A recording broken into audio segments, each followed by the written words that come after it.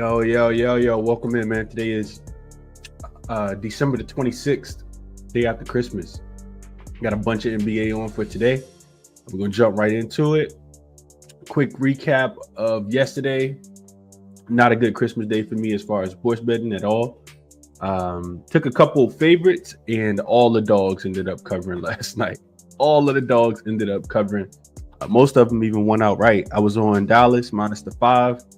They looked pretty bad even before Luka got hurt. I was on the Spurs. I was on the Knicks. They just couldn't make a shot. Spurs almost won the game outright. And then the Boston and Philly under looked really good. Until fourth quarter came and, Boston decided they wanted to try to, extend the game that ended up going over the total. Lakers were the lone winner for myself yesterday. Didn't get involved with the Phoenix game at all. But did say Denver was 1-7 against the number. Just couldn't get there with Phoenix after looking really, really bad. We almost at that point in the season where it feels like you got to take the team that lost by 100 in the last game, the super desperate team. Because yesterday we saw a lot of teams unmotivated, even on Christmas Day. Interested to see how those teams bounce back, but that's the quick recap, man. I absolutely hate it. It was the one part of my Christmas that did not go well yesterday was going 1-3 in the NBA. I didn't even sleep good last night because of it. But it is what it is. We'll put it behind us and try to move forward. But just want you guys to know, when I'm coming on here giving out plays, it's been a lot of time, research. Maybe it don't even matter, honestly. Maybe you just take the team that lost by 100 or the team that's on the 4-game losing streak. To try to catch the falling knife with those teams. I tried to do that the other day with Charlotte, personally, and they dropped the ball again. But we'll get into it for today. It's a couple spots on the board that I'm liking. Nothing that I've actually bet yet, though. So hopefully we can talk some winners out. What up, Justin? Appreciate you for tapping in. Fear Lead in here. GLB Bets in here. LJ in here. Brian says good morning. He says it was a dog day yesterday, but not in football. Let's get it today. Appreciate this comment from JFX. He says positive vibe today. Let's get paid together. Show this man love by hitting the like and subscribe button on the way out. Appreciate that. What up, Mark? Just hope everyone had a good Christmas. Meryl in here says what's up, Chris in chat. Let's get paid. What up, Charles? Mitchell in here. I didn't play Phoenix at all, Scott. I hope you played them and got some money. Denver do that thing, man, where they look, like world beaters, win by 27 points, and then can't win. Same team. What up, Marquise? Appreciate you for being here this morning. See some new names as well. Rodney Adway. Good morning to you, bro. What up, Jay Aries? All right, let's get into it. Reem in here, Michael in here, Tariq in here. Fade the Nuggets, Jay Aries says. What up, Kurt? Appreciate you for tapping in here as well. He says Dallas sucks. Hayes. Dallas was actually really good before that. What up, KC? She says happy holidays. Happy holidays to you and yours, KC. Hope all is well and you enjoyed your Christmas. Let's jump into it for today. First we have up is jaXon. There is a referral code in the description of the video, or you could use code ChrisBeCappinn to get 50% off whatever tier that you select. Today I was interested in knowing actually about going back to the well with a team that I just lost with, and that would be the Washington Wizards and the Charlotte Hornets. I just went to the well with the Charlotte Hornets, and they let me down big time in that game against the Houston Rockets the other day. So I asked jaXon, based on some advanced numbers, Hornets or Wizards against the spread today. jaXon says based on advanced stats and other data provided, the Charlotte Hornets -4 looks like the better against the spread pick for tonight's game against the Washington Wizards, and here's why. Offensive rating, Charlotte Hornets are better by about 4 points. Defensive rating, Charlotte Hornets are better by about 4 points. Net rating, Charlotte Hornets are better by 8 points. Pace, Charlotte Hornets run about 5 possessions slower than the Washington Wizards. And then it gives me some numbers. The Hornets are a better net rating team, -6.8 compared to the Wizards, -14, indicating that they're more competitive overall. Offensive rating, the Hornets offense, 109.6 points scored per 100 possessions is more efficient than the Wizards. Defensive rating, both teams have been struggling. The Wizards are significantly worse, allowed 120.13 points scored per 100 possessions compared to only 116 for the Hornets. You got some pace numbers. The Wizards play faster. Recent form, the Hornets 7-22 overall, 2-11 on the road. Last 10 games, 1-9 straight up, 3-7 against the spread. They've lost 5 straight, but are favorite here due to their significant edge against the Washington Wizards. The Wizards 4-23 overall, 3-11 at home. Last 10 games, 2-8 straight up, 5-5 against the spread. They've lost 2 and have been inconsistent against the spread. Head-to-head, the Wizards just beat the Hornets, of course, 113-124 in their last meeting on December 19th. However, the Hornets were competitive in that game, and the overall metrics suggest that they are stronger despite they're the stronger team despite the loss. And then it's got some player stuff. LaMelo averaging 30, 7.5 assists, 5.5 rebounds. Brandon Miller contributed 21.5 points per game. Bridges 17 and 7, adding versatility to the lineup. Jordan Poole 21 and 5. Kubawale, a promising player, but not yet a consistent difference maker. Jonas Valanciunas solid in the paint, but limited in his impact against the more dynamic Hornets offense. Oh man. And then it has some final analysis. It says the Hornets have a statistical edge in offensive and defensive efficiency, and their star player LaMelo Ball gives them significant advantage. While both teams are struggling, the Hornets' defensive issues and lack of consistent scoring options make them less likely to cover the spread. The Hornets' recent loss to the Wizards could also serve as motivation to bounce back. And I kind of agree with that. I was going through, reading up on it, but we'll get to that game. It's not the first game. We'll get back to that game. Just know that jaXon likes the Hornets today, and this did open, I think, at 3.5, and now it's up to 4. So that's the jaXon play of the day for you guys. Like I said, if you're interested, definitely use that code for referral code. It's not just for NBA, it's not just for sides, not just for totals. It's for NCAA. It's for a lot of different things. So check jaXon out if you guys are interested. Let's jump into it for today. First game we got up is the Oklahoma City Thunder. They will be in Indiana, laying 2 possessions. 5 points is the spread for this game. And the total looks like it has not moved a lot. So I saw this down to 225. I saw it get bet up to 227.5. Looks like consensus right now is 226. I'm sorry, 227. So 227 is the total. This is a very, very interesting game, and I got a lot of thoughts. Both of these teams are playing really, really well right now. I think the thing that interests me a little bit more, and the reason why I kind of lean towards the Pacers in this spot is because the Pacers, I lean towards the Oklahoma City Thunder in this spot is because it looks like they might be a little bit more healthy. I know Caruso's already ruled out with a left hip sprain, but even without Caruso, I think defensively, this Oklahoma City team can slow down the Indiana Pacers. Miles Turner is the biggest question mark in my opinion. I just don't think that they're going to be able to replace him with Thomas Bryant.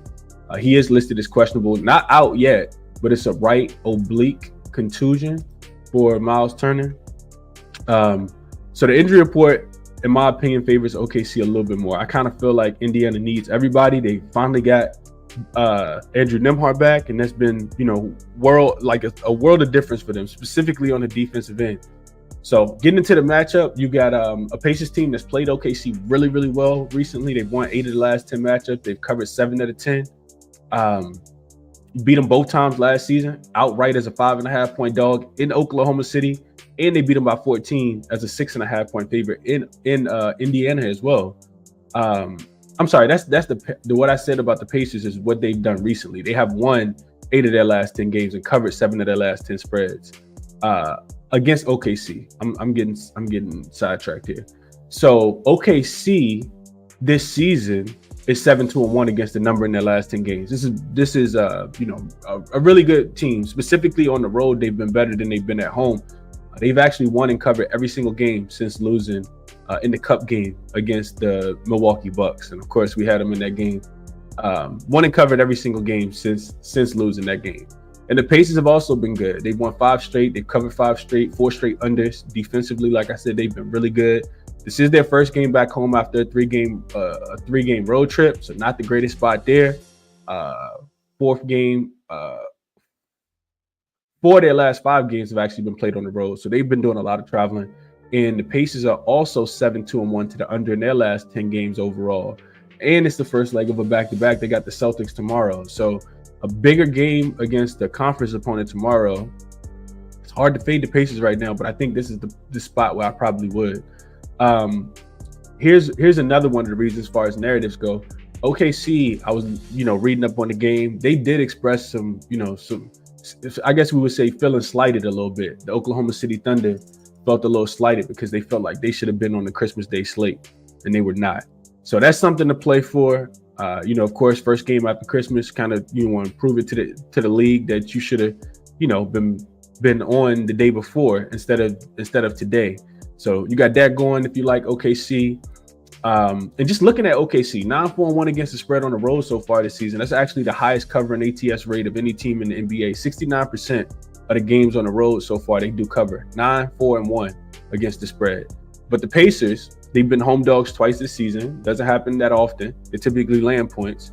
And they're also 2-0 straight up and against the spread in those games. They beat the Knicks in this spot. They beat the Celtics in this spot. Both of those games went up and over the total. So difficult, very, very difficult game to cap.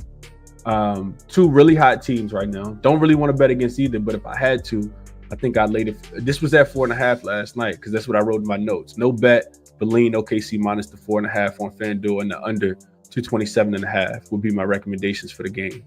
I don't like the under as much without knowing the status of Miles Turner, so I'm not going to be playing that until we have solidified lineups. I feel like OKC could potentially score the ball a little bit more without Miles Turner being out there to protect the rim. Don't like Thomas Bryant as much, with the increased role that he'll have to play in this game. So I would still, it looks like the number is moving. I see. Oh no, it's not. It's 4.5. You still can get a 4.5 right now on ESPN Bet. And I understand people that probably want to take the Pacers. I get it. I do get it. Let's see what you guys are thinking about this one. I appreciate this, Brian. I hate losing though. I really hate losing. Like I talk about it all the time. I mean, you've been around long enough, Brian. I losing ain't it, man. Spanky says, "What up, Chris?" He says he's pounding the Thunder here. Jerry says he's on the Hornets minus the 3. Ball over his points prop. Beanie says, "What up, Brian?" He says he likes OKC and Detroit today. Okay, we'll get to those games. Justin says, I got a bad number, over 227.5 in his pocket. He likes the over. G421 says, Chris, he says, the Grinch stole both Mavs and Knicks covers. Nah. Luka was cooking until that happened. He was cooking, but they still weren't winning. They were already losing that game. It's just crazy how Minnesota offense shows up when I don't bet against them. Minnesota offense was terrible. They had like 60 points in the first half yesterday. Minnesota is horrible offensively. They got it together yesterday, though. All of a sudden, all the shots started going in. Solid pass for me, Mark says. I think I'm going to stay off of this one, too. I love OKC. I love that they're 9-4-1, which is the strongest ATS road spread. I love that. I love that they got slighted because they feel slighted because they didn't play on Christmas Day. I love that. I love that Miles Turner could potentially not play in this game. I love all those things if I like OKC, but I don't like that that the Indiana Pacers are playing really good basketball, and that they match up with OKC really well. I don't like either one of those. We'll get to that game in a second. Brian says it's a tough one. Pacers have been cooking might want to get there with the +5. What up, G Harris says looking at Pacers +5, but I hate myself for it. Turner doesn't play, the Pacers will lose. Dropping Dom says, I'm with you. I've been watching the Miles Turner effect for 2.5, 3 years now. When he doesn't play, the game typically goes over because of the defense that he brings to the floor. And Pacers, I'm pretty sure, a substantially worse team. I don't have the ATS records, but Dropping Dom's he's from Indiana. He knows his team. He definitely knows his team. Thunder Buddies revenge game. Let's get it. Andrew says, Pacers money line for me. I figured people were going to be on different sides. It makes a ton of sense. 2 teams playing extremely well. I think I'm going to stay on the sideline in this one. Marquis says he took the over at 226.5 and Halliburton over his 8.5 assists. I got a lot on the over, but haven't played it yet. JLB Bet says. LJ says OKC is strong road favorite, 6-2-1 ATS against the East. That's a part of that 9-4-1 that I talked about with them just being the best ATS covered team on the road so far this season. OKC is extremely professional team, man. That's why I kind of wanted to get there, but I think I'm gonna stay off. What up, Peasy? He says, I'm so done with the Warriors. That's the only thing I got right was the Lakers. Don't catch that falling knife with the Warriors. Thunder -10, Bo Nose says, okay. I appreciate you for tapping in, Beanie. Appreciate you for sure. Here go Merrill with the props. He likes Halliburton over his points, Hardenstein over his points, Nembhard over his points. Pace is too good at the crib, Bernie says. Yeah, it's a lot of conflicting trends here. If Turner doesn't play, what do you think about Hardenstein's rebounds? I think you love it. I think you absolutely love it. Yeah, OKC is tough, man. OKC is tough. I am leaning OKC. I really want to get there with OKC. 2-possession game, like I said, 9-4-1 against the number on the road. Best ATS covered team. I know that the Pacers have been good. I know that they've won 5 straight games. But when I was talking to Cal the other day on his show, he was talking about how the Pacers had played a bottom 10. I'm sorry, the worst. They had the worst strength of schedule of any team. I know people don't care about that. People just say, okay, they won. They're going to keep winning. Like, I get it. But the Pacers' strength of schedule have been terrible. And I was on the Pacers in a couple of those games, but they did just beat the Warriors. The Warriors are struggling right now. They beat the Kings. Kings are god-awful. We'll talk about them. They beat the Suns without, who was it, Devin Booker, Kevin Durant, somebody, won that game. Then they beat the Pelicans, the Sixers when they were struggling. So I don't want to feel like I'm, discrediting them, but those two of those 3 wins, they always play the Warriors really tough. They beat the Warriors again. I just kind of feel like it's an OKC spot. Thunder Buddies would be what I'm playing. OKC didn't get theirs yet. Burns says OKC will cover. And yeah, I think Halliburton, Hardenstein, going back to that Hardenstein play, I think he does go up and over his rebound prop. Real quick, let's go over to Outlier. I got one prop I was looking at, and then we'll go into the Isaiah Hardenstein look as well. So this has been Mathurin. I know I love playing on guards that could potentially get the Dort treatment. And I think that the torture chamber for Benedict Mathurin is probable for this game. So you can see his points prop sitting at 15.5. And this is what I like betting on. I like betting on this. Points allowed overall. Number 1. This is number 1 defensive team in the NBA. Are the Oklahoma City Thunder. Against the shooting guard position, number 1. Benedict Mathurin should really struggle in this game. You can see that he's been struggling in general. Last 10 matchups, he's only hit this over in 4 of the last 10. You can see, what is this? 1, 2, 3, 4, 5, 6. Last 6 games, he's actually 5-1 to the under. Only game he went over was against Phoenix, and he went over by half a point. Without Miles Turner, he could take on a little bit more of an offensive scoring role, but with Nembhard being back, it feels like he's been, not having to do as much. If we were to look at his full season, he has gone up and over, it looks like a little bit more, 63% of the time, but a lot of those were because of the injuries, in my opinion. So I would just kind of focus on the last 10. Like I said, just 4 of the last 10. We can also look at looks like I don't know if he just wasn't a part of the game.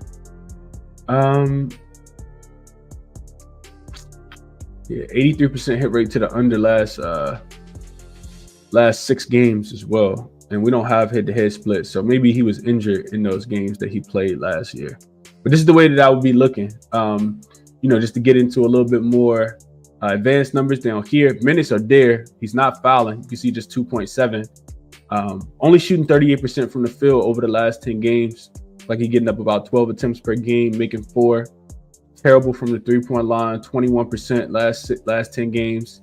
Not getting to the free throw line a ton. You can see he's about 2 free throws per game as well. So this is the way that I was looking for player prop wise. Benedict Mathurin under his 15.5 points. As far as Isaiah Hardenstein goes, let's see. and then we'll keep it moving to the next one. His rebound prop is what people were asking about. And we know he's been crushing this line, right? He had the one game, it's actually up to 12.5 now. He had the one game against Houston. I'm sorry, against Houston, when he was still set at I think he was set at 11.5 then. And he went under in this game. And then in the championship game against the Bucks, he had 12. He was over the number. The number's just up to 12.5 now. And he was over the 11.5 in this game against Orlando as well. So the number has gone up a little bit, and I agree with it going up. I do think the Pacers come in here. I think the Thunder come in here, play really good defense. You can see that the Pacers defensive rebounding the 23rd here. So that's a reason to kind of like Isaiah Hartenstein as well. 12.5 is a little steep. It might be some juiced 11.5s out here. You see that the minutes are consistent. They did get Jalen Williams back, big Jalen Williams the other day, so that's something to take into consideration. He only played one game. You can see in that game, Isaiah Hartenstein minutes did go down from 33, it looks like, to 27, so something to kind of take into consideration. What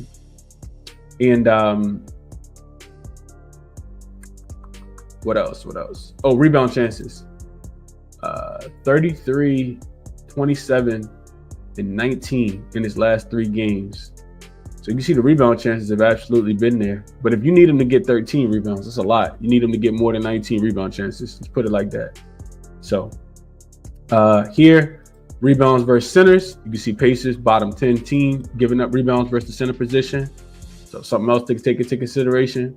But that's those 2 props for you guys, for people that are interested in just kind of looking at either one of those. I'm always going to be looking towards the opposing shooting guard to go under their points prop. So Lou Dort against the other Canadian, Benedict Mathurin. I like Benedict Mathurin under his points prop. Haven't pulled the trigger.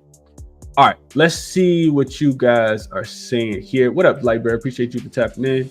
Mark says, I'm leaning OKC. That solid pass was for Charlotte. Jackson, Charlotte and Washington. Jackson like. Oh, got you. Yeah, I'm leaning OKC as well. Haven't gotten it yet.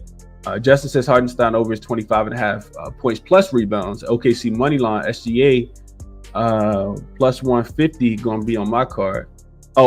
Small game. I read that as SGA. That's SGP. So he likes a little small same game parlay here. Okay. Cool. Let's see. I wouldn't bet against the Thunder. Let's just say that. Next game up, we got is that Hornets and Washington game. So these lines, just letting you guys know, these lines I put in last night. So I know some of them have moved. This was at 2.5 last night. It's up to 4 now. So now you need the Charlotte Hornets to actually win the game by multiple possessions, not just one. And I feel some kind of way about this. I actually personally bet the Charlotte Hornets. I put it in the Discord. They sent it out to the members in their last game. They were getting 6.5 points on the against the Houston Rockets as a home dog, and the Hornets were the Rockets were coming from Canada. We talked about them, teams being 3-11 against the spread in that spot, and I thought it was a really good spot for Charlotte, even though they ended up being down Brandon Miller. And they got absolutely smoked. They scored 15 points in the first quarter, 16 points in the second quarter, had 31 points at halftime. That's a spot I don't like. I don't like taking teams like that can't score the basketball. I knew Charlotte was going to struggle to score the basketball. I just thought we would see a little bit more defensively from them, and we did not. For this game, the Wizards do have a plethora of injuries, as they always do. Kyle Kuzma is slowly but surely working his way back. He's going to be out in this game now. Alex Sarr is questionable. Bud Carrington is questionable. Kumbawale is questionable. And Brandon Miller on the Charlotte side is questionable. He has not played a game. I think he's missed the last 4 or 5 games for them. And they just, honestly, it's difficult to lay points with them because of that. They can't score the basketball. The Charlotte Hornets offense is terrible. Even though the Washington Wizards offense is also terrible. I do think, if I like Charlotte, I'll probably just play their team total over in this spot, if I'm being honest. These two teams just played, of course. Well, let's stick to Charlotte first. Let's talk about the head-to-head matchup. Charlotte just lost this game, as we talked about earlier, 114 to 123. They were laying 4 points in DC, And this game was played on the 19th, so less than that's one full week ago. And now they land 4.5 points in this spot. Tells you that they probably are the right side. And I really want to get there with Charlotte, if I'm being honest with you guys. Just watched the Wizards play against the Oklahoma City Thunder. Really, really tough. I was on the Wizards team total in that game. They end up squeaking up and over the total. I think they got to 105. I bet the under 104.5. And they still lost the game by 18 points, but Jordan Poole was on fire. Like, he couldn't miss a shot. He was also dominant, and they were extremely short-handed in that game. Kumawale didn't play, but I'm not sure Bud Carrington. I think he did play in that game, but Sarr didn't play. Kuzma was out, of course. So all of those things don't make me want to like the Wizards in this spot. You also got a Wizards team that's, first game back home off a 2-game road trip. They got blasted by the Bucks, got blasted by OKC. So back-to-back losses and non-coverage. They got back-to-back home games coming up against the Knicks later this week. I think they play on Saturday and then again on Monday or something like that. And then on the Charlotte side, like I said, who wants to catch the falling knife? I just bet Charlotte. 1-9 straight up, 3-7 against the spread in their last 10 games, 5 straight losses. Only one of those games they covered in the last 5.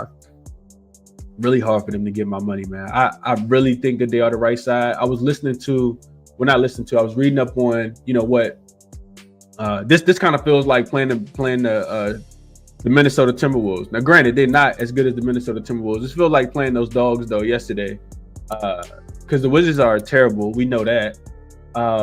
But I was, just kind of reading up on the game, and I like what I heard from Bridges. Just don't know if I can put my money on it. Bridges said, talking about the Houston game, he says, we didn't do anything. We didn't communicate. We weren't physical. That's not Hornets basketball. It's not. It starts with the physicality, communication.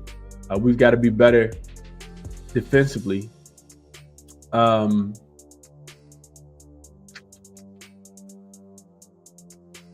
He also went on to say, I think Bridges and Taj Gibson.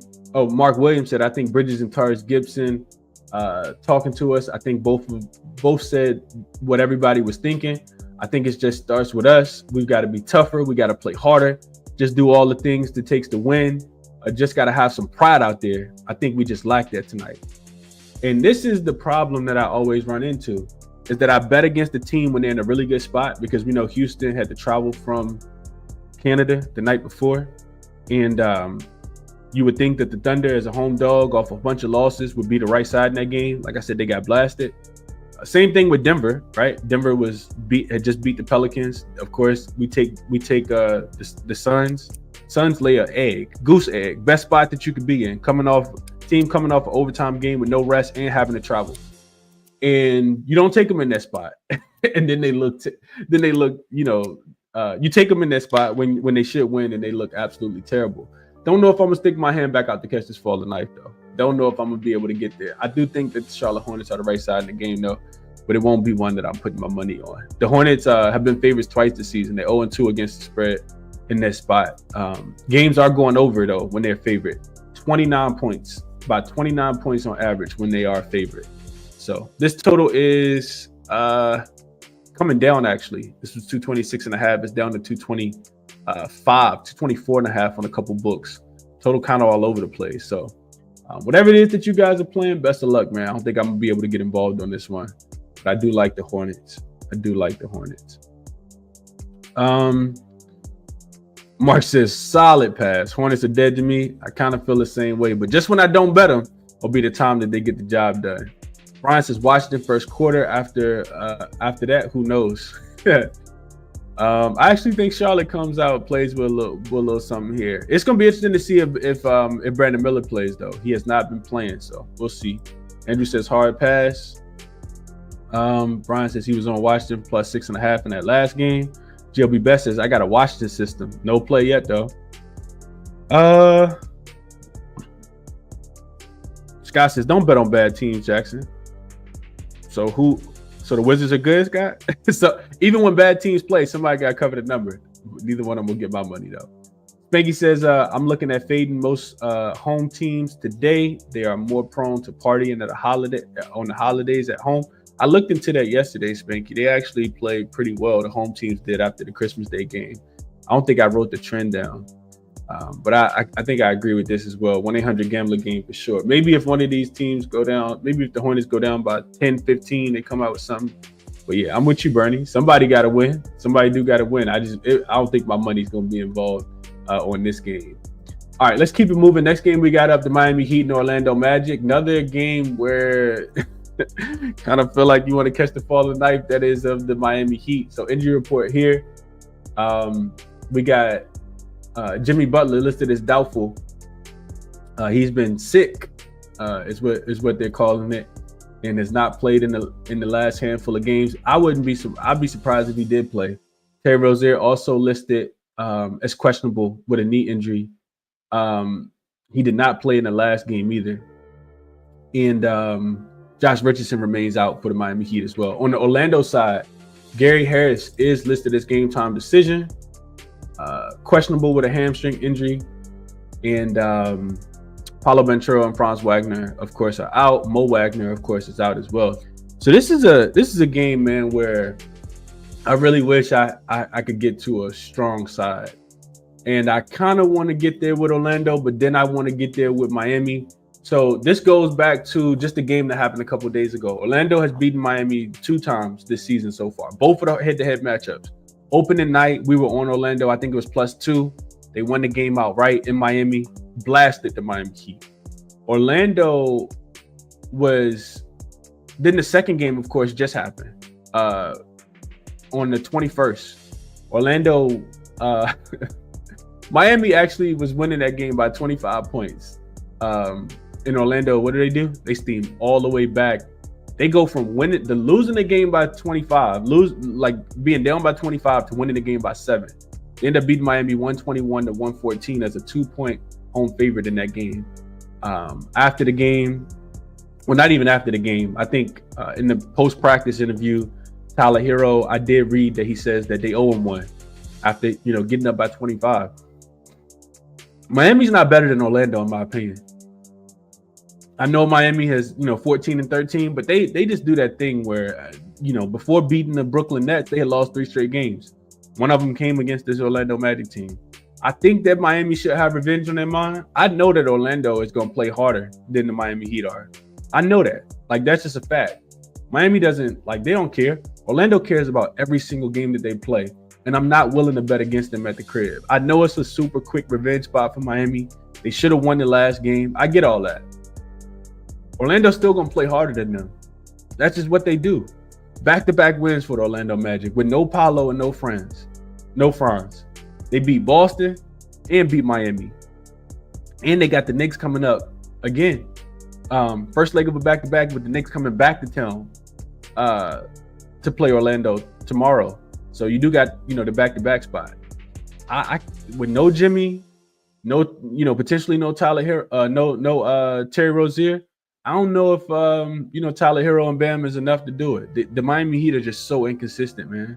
Orlando covers 60% of their games so far this season, and I'm not talking about without Paolo and Franz, because they covered they're covering those games as well. They've covered 60% of their games so far. That's the 8th best covering rate in the NBA. Miami covers 44% of their games. They rank 20th in cover rate. I think even though with the revenge, I think I have to take the team that's playing harder. Every single possession. I watched this Orlando team go down by 15 the other day against the Boston Celtics. They don't feel sorry for themselves. They don't hang their head when they go down. They just fight hard and come back. And I don't think that Miami's going to put it together for 4 quarters. Just because you beat the Brooklyn Nets, can't beat anybody right now because they're clearly tanking. I can't get there with Miami. They should be the right side. Orlando's 9-1 against the spread as a home favorite. 10-0 straight up if they're a home favorite. And they're favored in this game. The losses that they have been when they were dogs. Outside of, they win some of those games as dogs as well. They're 4-1 against the spread when the line indicates it's a 1 possession game. Miami's 0-6 against the spread when it's a 1 possession game. So I think it should be a Miami spot. I can't get there with Miami. Last time I bet Miami was in Detroit. They lost the game outright. Laying 4.5. Let's see what you guys are thinking here about this one. I figured people were gonna like Miami here. I can't do it. I cannot do it. Suggs over his points, Bernie says. Cup of Joe says I'm bugging. I like Gogo Batadze against Bam. Butler requesting a trade. I did see that. Justin likes the Heat plus 105. Can't get there. Jared says sick of Miami. I'm sick of them too. You do got double revenge spot. And Miami should be the better team here. I'm not betting against Orlando, man. I watched this team hawk Boston down. They can do the same thing to Miami. They can definitely do the same thing to Miami, in my opinion. Maurice says Magic on the money line. KCP over his 14.5 points. There will not be a Wagner in this game, Kurt. No Wagner will play. They got two of them on the team. Both of them hurt. Neither one of them in it for this game. Merrill says he liked Jaime Jaquez Jr. Jaime Jaquez under his 20.5 points, rebounds, and assists.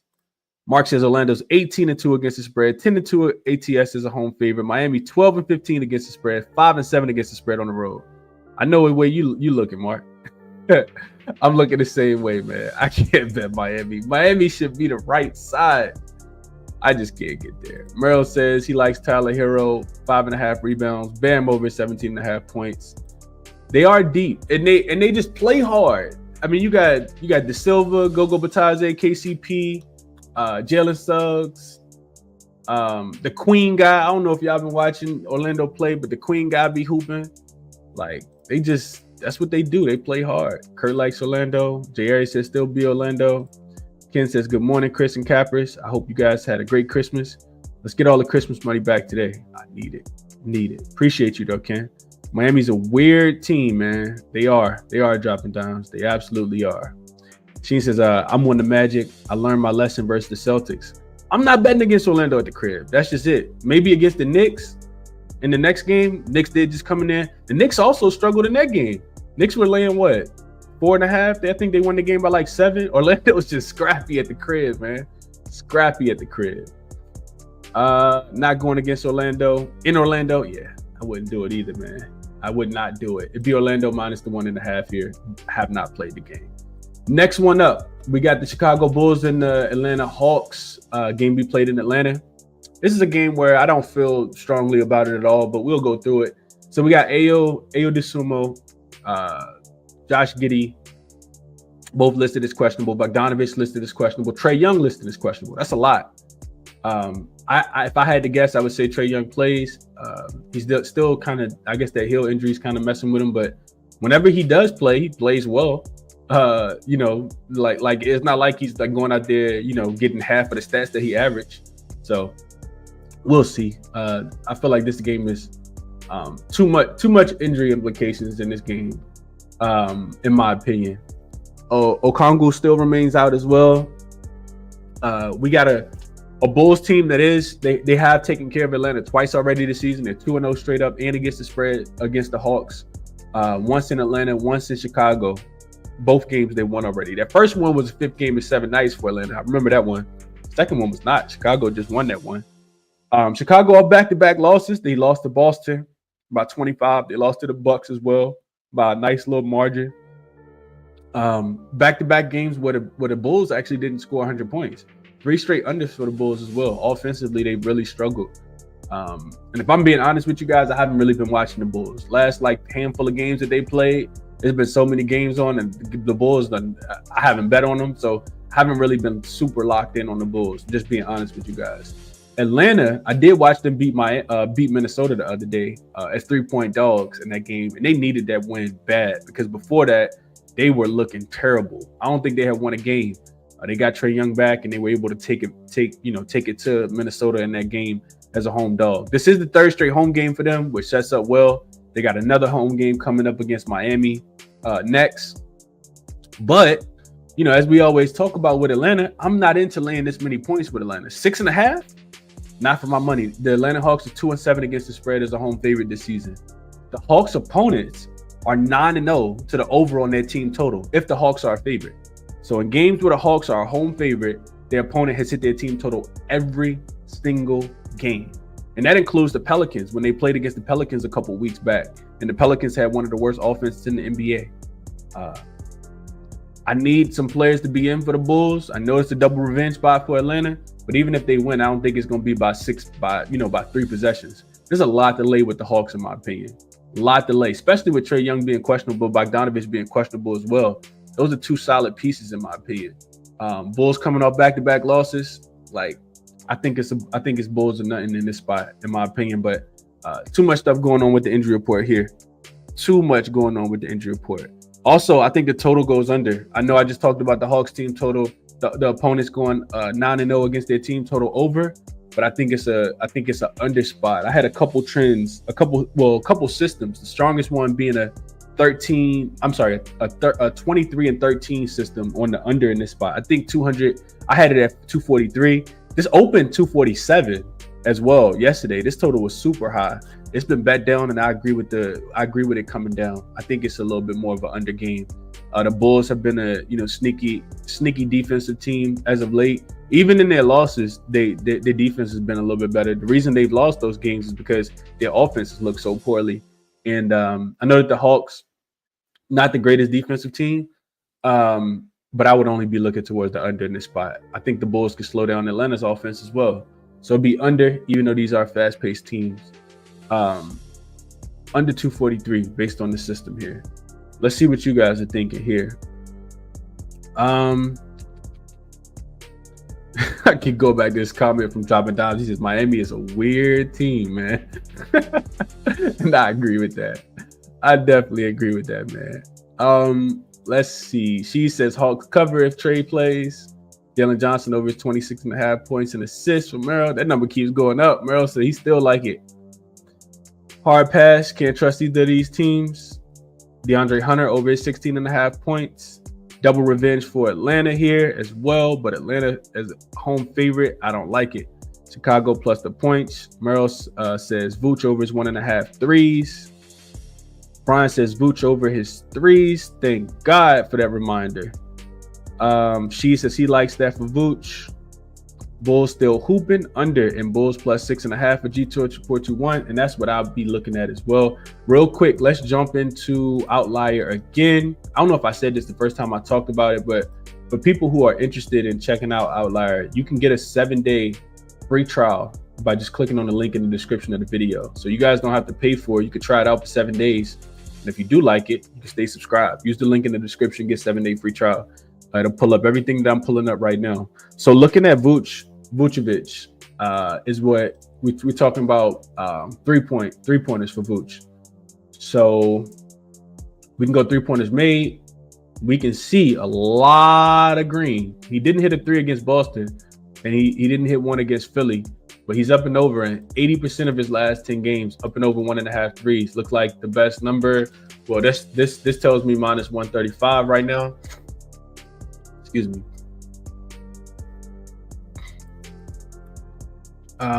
This tells me minus 135 is available, but let's just double check.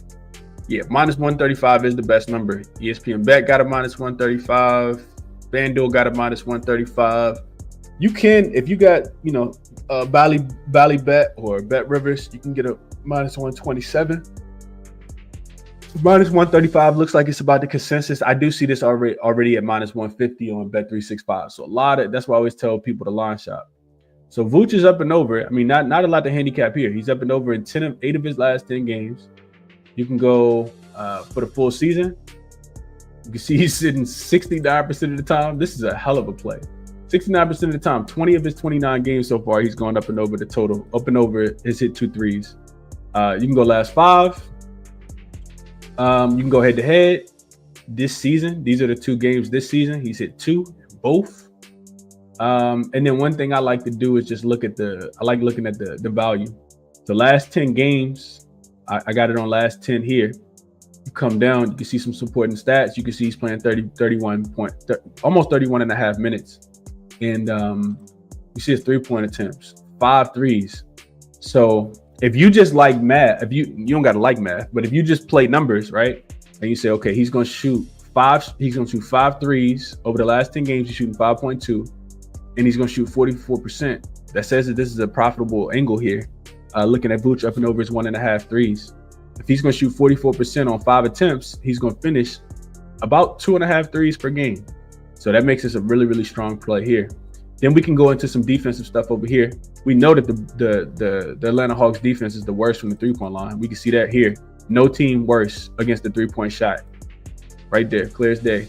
Against the center position, 27. So fourth worst team against the three-point shot, against the center shots, a center position specifically.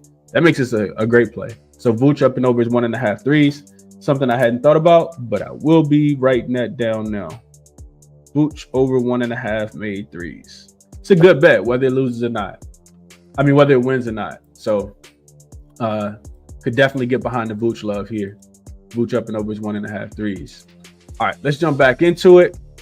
Next game we got up, the Nets and the Bucks. Yeah, the Nets and the Bucks. This number was 9.5 last night. It may have moved. Let's see. I thought that it might move. Let's see. Yeah, 10.5 now. The total has come down all the way down to 213.5, which I guess makes sense based on what I was looking at, but I couldn't quite get there because the injury report in this game. Dame and Giannis are both listed as questionable. Dorian Finney-Smith is listed as questionable. Ben Simmons is also listed as questionable. Let me just double check, make sure it's not any more injuries. That's what I have written in my notes. Cam Thomas, of course, still out. No Zaire Williams. Trent Watford is out. Middleton is, I think, probable. Yeah, Middleton is probable. And I think that's the injury report here. So I didn't even really write a lot.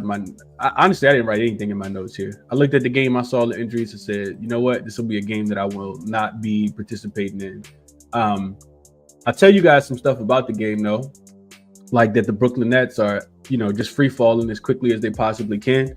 They are 2-8 straight up in their last 10 games. Only 3-7 against the number. They're coming off back-to-back non-covers against the Miami Heat, the Utah Jazz. They did get a cover and a win against Toronto, but before that, they had lost 3 straight games as well.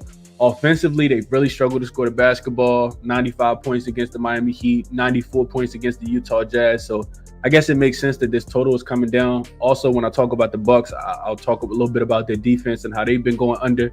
But 213 is a lot of that's a very, very low number. Don't know if I want to lay 10.5 with the Bucks. I know they're at the crib. They probably, play well. This is the first leg of a back-to-back for the Brooklyn Nets. They got the San Antonio Spurs tomorrow back in Brooklyn. And the Bucks play in Chicago on Saturday. The Bucks been balling. Even, outside of losing their first game to Cleveland after beating the Oklahoma City Thunder in the Cup game, they're 7-3 straight up. They won back-to-back games versus the Wizards and the Bulls, covered both of those numbers, 8.5 with no Giannis and no Dame. And then they smoked the Chicago Bulls with no Giannis in that game as well. Or was it without no Dame? One of the two didn't play, or maybe both of them. I can't remember. Like I said, I haven't been watching Bulls games. I haven't really been watching Bucks games either. The Bucks are 4-1 to the under in their last 5 games. Defensively, they've looked really good. They gave up 91 to the Bulls, gave up 101 to the Wizards, got smoked against Cleveland. But OKC, we know that they held OKC down 81 points in that game. I'm interested to see if Dame comes back. If Dame comes back, I think this total goes up. I think that'll help the offense a lot. Not really ready to bet against the Bucks. I'm definitely not putting my money on the Brooklyn Nets. Like they've regressed a lot recently. So can't quite get there with them in any way, form, or fashion. They're competing hard, but they just don't have enough on the offensive end. When you score 94 points against the Jazz, that lets me know that your offensive capabilities are very, very limited, especially with Ben Simmons potentially missing this game. Like I said, he's listed as questionable. No Dennis Schroeder, no Cam Thomas. I can't quite get there. Let's see what you guys are thinking about this one, and then we'll keep it moving. Like I said, I don't really like this one. Brian says he'll live bet the Hawks in this game. Atlanta parlay money line, Maurice says. Bernie says, give me the Hawks. Super high line for a reason, in my opinion. Double revenge spot for Atlanta. The most the Hawks was laying in those other 2 games was -2.5. The line being 6.5 with no Trey with Trey being questionable is very telling. Those are some solid points. I just still can't get there with them. But real quick, let's go through and look at that. Let's go back real quick and look at that. So I want to see the Hawks with double revenge. See if that even means anything to them.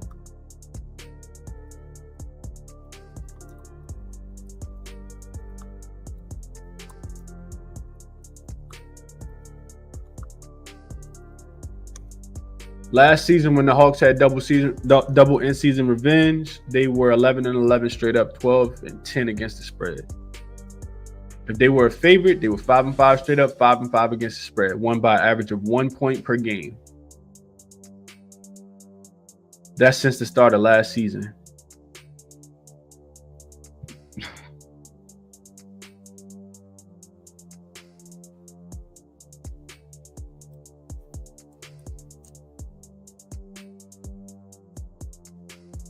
Oh, okay, hold on. I messed that up. All right. So with double in-season revenge, the Hawks are 4-1 straight up, 4-1 against the spread, winning by an average of 11 points.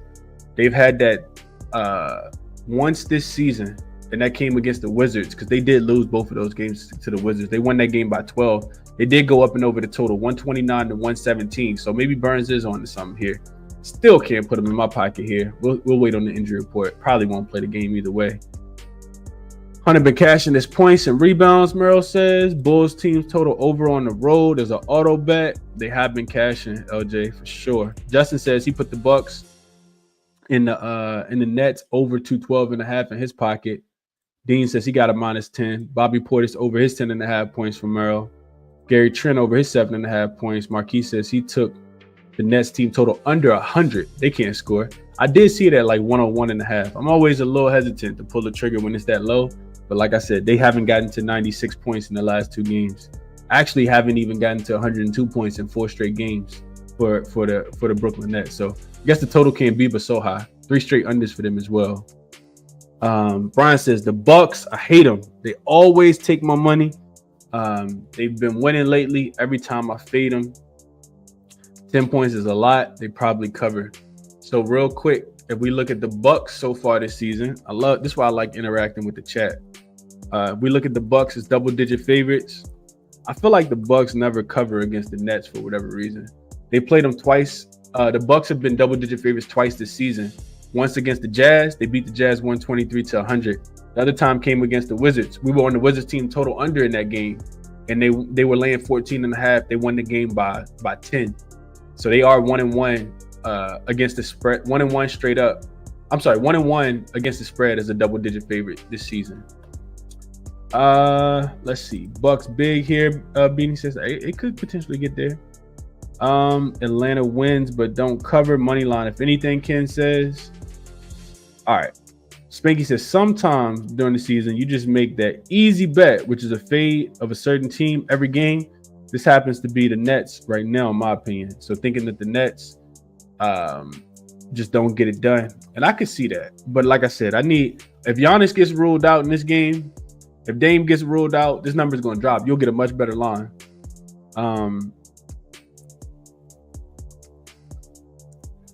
Nets as double-digit road dogs are 5-2-1 against the spread. A lot of these games came, of course, when they had a full roster. The most recent one was against the Grizzlies. They lost that game by 14 points. I'm sorry, lost that game by 16 points. That was the only game that they played as the double-digit road favorite without Schroeder. They beat the Warriors outright. That was a game with Schroeder. They beat the Kings outright. That was a game with Schroeder. They got a push against the Knicks. Pretty sure Cam Thomas was still playing in that game. So yeah, do with that information what you want, man. I'm not gonna bet this game. Just kind of sharing notes with you guys. Next one up, we got Rockets and Pelicans. This line was at 8.5 yesterday. It's now at 8. See 7.5 as well. So people putting that hard-earned money on the Pelicans, which I guess I can make a case for the Pelicans here. I'm not putting my money on the Pelicans. And they also bet the under. This total was 222.5, which is what you guys see is down to 220. On most books, 220 looks like it's the best. 220.5 looks like it's the number. All right, so jumping into this one, Dylan Brooks is listed as out already. He's already been ruled out for this game. I think he's dealing with, what is he dealing with? Like a knee injury or something? Ankle injury. Already been ruled out. He was a late scratch in that game against the Hornets the other day as well. They didn't even need him in that game though. Really feisty team are the Houston Rockets. Tari Eason listed as game time decision. Looks like he's truly listed as questionable due to a lower leg injury as well. They got guys though. Houston got Cam Whitmore off the bench. They got Jayshawn Tate off the bench. Like they got some guys that can replace him. Reed Shepherd has stepped in and looked pretty pretty solid as a rookie, replacing Fred VanVleet. And then on the Pelicans side, you got Trey Murphy listed as game time decision. That's really big in my opinion. Trey Murphy is huge for this team. His ability to be able to stretch the floor, rebound the basketball as well. He's listed as questionable with an ankle injury. He didn't finish that game against the Nuggets when they lost the other day. He rolled his ankle at the beginning of the fourth quarter. The Nuggets ended up coming back and winning that game after being down double digits to start the fourth quarter. Jose Alvarado still out. Brandon Ingram still out. Zion Williams still out. And looks like Javonte Green is also listed as game time decision, dealing with some knee soreness as well. So we got a Toronto team.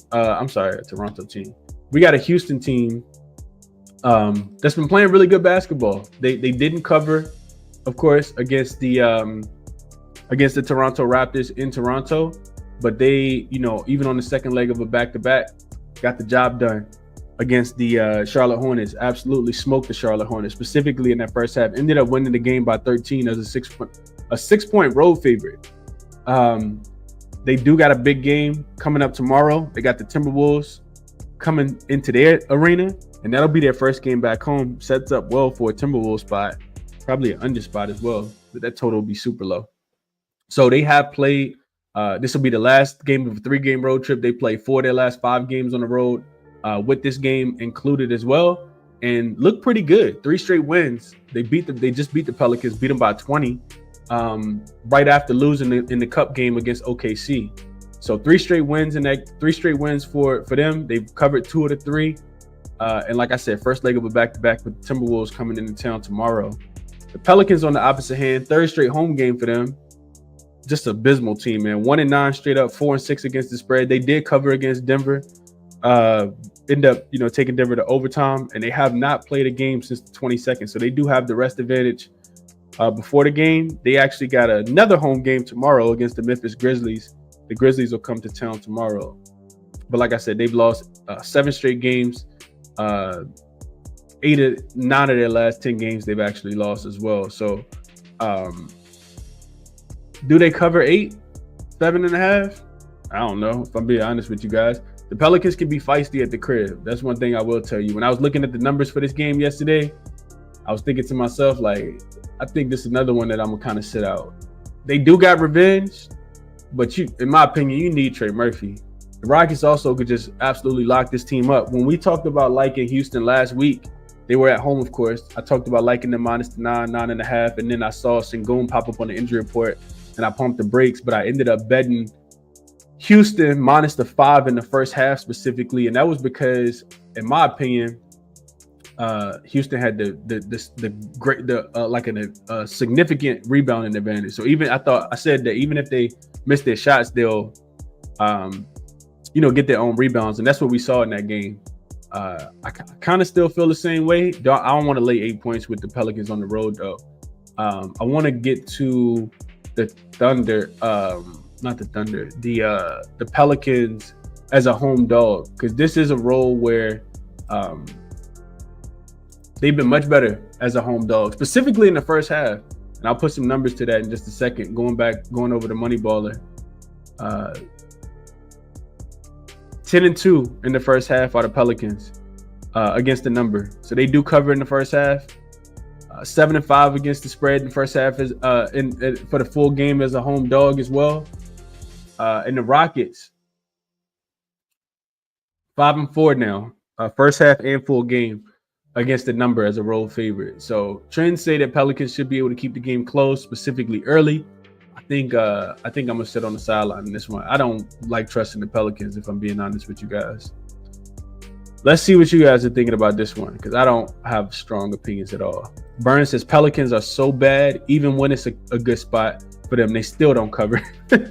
Well, they covered against Denver the other day, Burns. But you're right, though. You are right. They have covered a lot more as a home dog than a road dog. I'll say that. As a home dog, like I said, 10-2 against the spread in the first half, 7-5. So they have been slightly profitable as a home dog.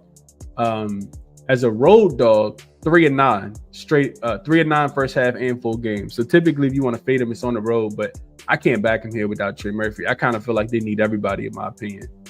Merrill says Messi goes over his 8.5 boards. Maybe I'll pull that one up in a second. Ben Simmons under his points. Not on that game no more though. LJ says Rockets first quarter. 12-2-1 against the spread in the first quarter on the road. So he likes the Rockets early in this spot. Okay.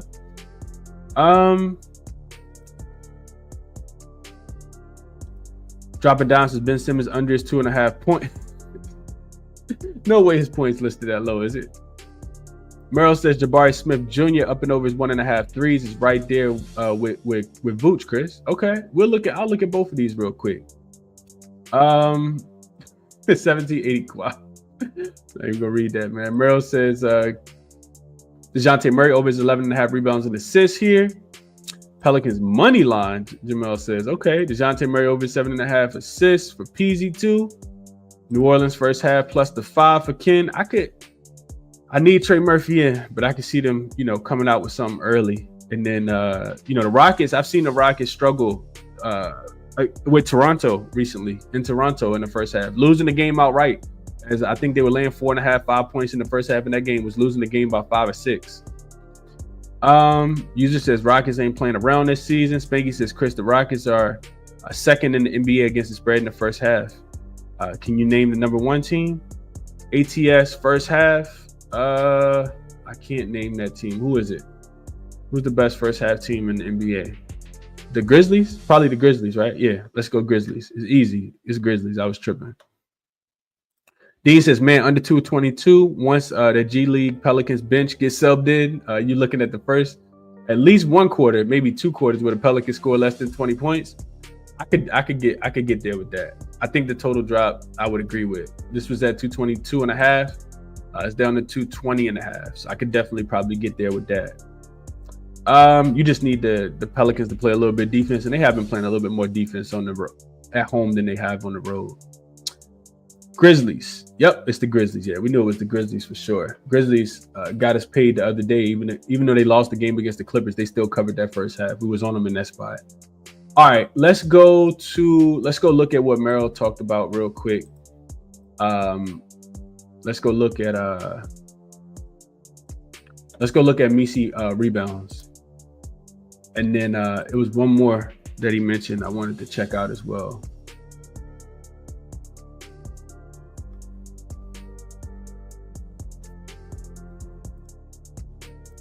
All right, Misi rebounds. I think, what did Merrill say it was? He said it was 8.5. All right, so let's go 8.5. See if this makes sense. Rebounds specifically. I have seen him. He does play hard every single play. 8.5. He's up and over in 6 of the last 10 games. Last 5 games, he's up and over 2 of the last 3. 2 games here against the Knicks and the Denver Nuggets where he went under. And this game was an overtime game as well. But the line might have been set at 8.5 in this game. We look at rebounding for centers. The Houston Rockets are right outside the top 10. So the Rockets are a really good rebounding team. You can see that they're the 10th best rebounding team in the NBA. Rebound chances specifically, they are there. 19, 28, 22, 15, and 17. You just need them to convert a few more. I always talk about this, and for people that's been capping the, rebound props specifically, you like the rebound chances to be about, the rebounds to be about half the rebound chances. This is the conversion rate. So if he gets 16 rebound chances, he should probably get 8 rebounds. So you need him to get about 20 rebound chances for him to cash a 9.5.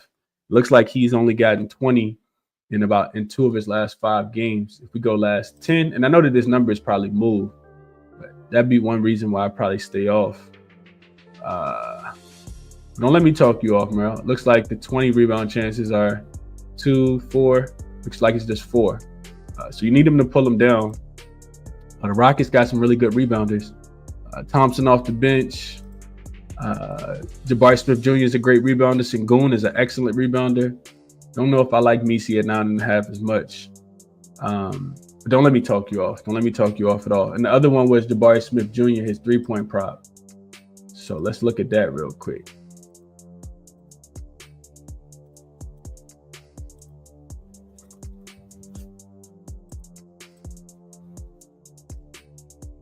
Oh, look at that. Look at his points plus assists.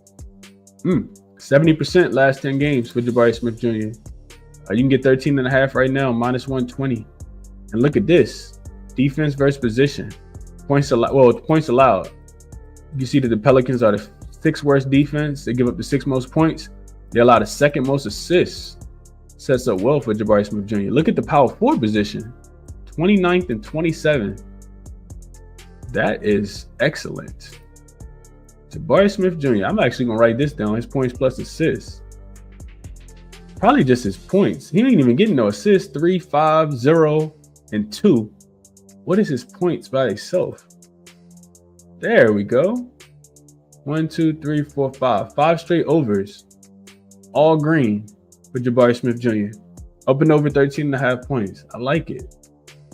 I like this a lot. Okay, let's go to his threes though. Let's not get sidetracked. 3-point prop. Full season. 52% of the games that he's played in. 15 of the 29. Last 20, 60%. So it's gotten better. Last 10, 80%. Ooh, this is what Merrill was talking about. 80% of his games, he's hit over 1.5 threes. It is minus 145. You may be able to find a better number. I like that. I like that a lot. I like his points and I like his threes. And look at the 3-point defense for the Pelicans. Dead last. That's 30th. You love to see that. The attempts, 5.3. He's shooting 40%, which is great. 40% against Charlotte. 33% against the Toronto Raptors. 50% against the Pelicans in the last game. So he's already hit this one time. Hit 2 against the Oklahoma City Thunder. Yeah, his offense maybe needed a little bit more with no Dylan Brooks as well. This makes sense. This makes sense in my opinion. Last 5 games in the head-to-head matchup against the Pelicans, he's gone up and over 3 of the last 5. Only time they played him this season, he had 3. Like Jabari Smith Jr. up and over his 1.5 threes. This makes a lot of sense. Like him up and over his points prop in general too. This makes a lot of sense in my opinion as well.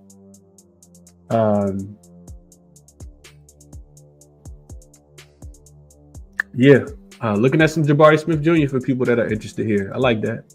I like that a lot.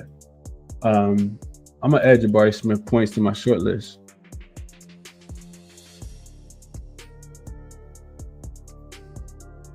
It's 13.5 points. All right, let's get back to I think that might have been it, right? Was that it on that one? I think so.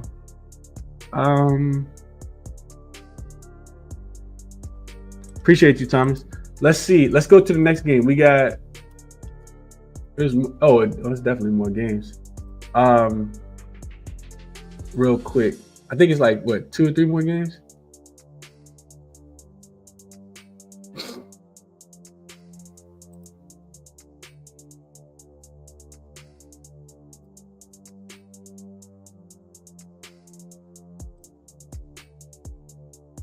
Yes, 3 more games. All right, so let's go Raptors and Grizzlies. Another game we got up. So 11, it looks like is the number right now. This number has gotten shorter. 11.5 on some books. Total was at 237. It's up to 238.5. I see a 239.5 available as well on a couple books. So total kind of all over the place as well. This is super high total. All right, jumping into the matchup. As far as injury report, Marcus Smart is already ruled out, and Jakob Poeltl is also going to be out, which is humongous. For the Raptors, I always talk about them not being a great rebounding team. Specifically, 12 was a lot of points to lay with the Grizzlies, though, especially with them being on the first leg of a back-to-back. But let's jump into it. Let me just make sure I got the injury report completely right. Quickly still out, but RJ is going to be in. Scotty Barnes is going to be in. Grady Dick is there. Abaji is going to be there, and Mogbo is there as well. It looks like he's going to start for Jakob Poeltl. On the Grizzlies side of things, Jay Huff remains out. Gigi Jackson hasn't played this season. Vince Williams still dealing with that sprain, and Marcus Smart is already, like I said, is already out. All right, so as far as this game goes, you got a Toronto team that's coming, second straight road game for them. They've looked really, really poor recently. They have been, still covering spreads. if you had them, plus 14 in that last game against the Knicks, man, that was a tough one. They ended up fighting all the way back. They probably shouldn't have covered anyway. They were down by like 40.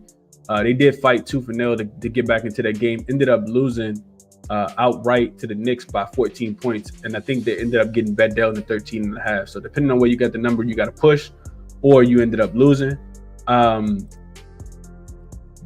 Like I said, Toronto 2-8 straight up in their last 10 games. They are 6-3-1 though.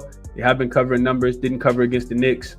They covered against the Houston Rockets. Didn't cover against the Brooklyn Nets before that. They've been kind of Jekyll and Hyde, going back and forth. Offensively, I do think that they're going to be able to, they have been able to score the ball a little bit more recently. Back-to-back overs. 3 of their last 4 games have actually gone up and over the total as well. We know the Grizzlies are, a team that plays one way and is super fast, which is why this total is so high. The Grizzlies are coming off a home loss. They lost to the Clippers by 6.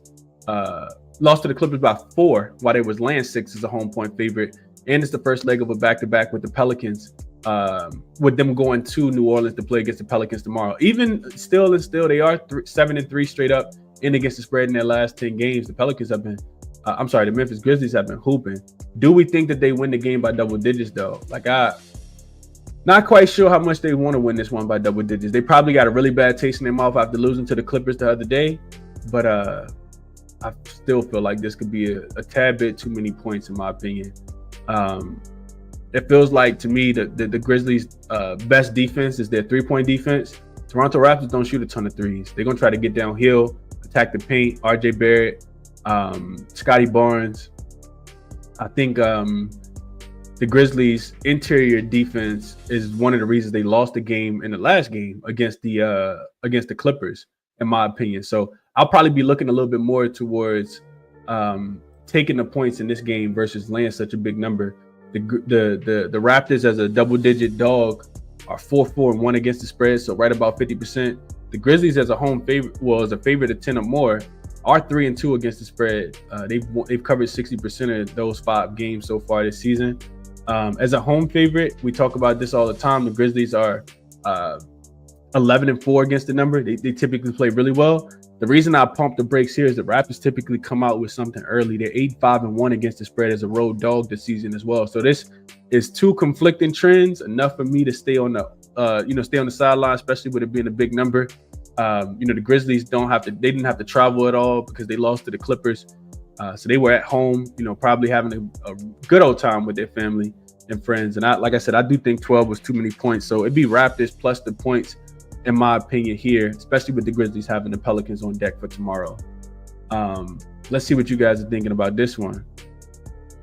Mark says he bet the under 238. Obaji over his 8.5 points for Merrill. Let's see. Did I miss something here? Grizzlies first quarter team total over. First quarter is the first quarter minus the points. It's been a cash cow, Brian says. The Grizzlies first quarter team total over. I used to play this without even handicapping it. If those were the good old days. If you were around a couple of years ago when I was on Twitter doing Twitter spaces all the time, it used to just be a play that you played every single time. Grizzlies team total is 31.5. Let's see how many points they're averaging in the first quarter. So at home this season in the first quarter, they're averaging 32.7. Pretty sure that's the most points in the first quarter. Makes sense to me. If they're a double-digit home favorite, they are averaging 34 points in the first quarter. So this 31.5 number is something that I need to write back down again. I might need to start getting here. Memphis first quarter team total over 31.5. Makes a ton of sense. Double-digit home favorite. They are averaging 34 points, giving up 30 in the first quarter. At home in general this season, averaging 32.7 in the first quarter. So right about 33 points. We got a line at 31.5. They should get there, in my opinion. I like that. Let's see real quick what the Raptors are giving up in the first quarter. In the first quarter on the road, they're only giving up 28.1 points in the first quarter. If they're a road dog getting double digits, they are giving up 30.1.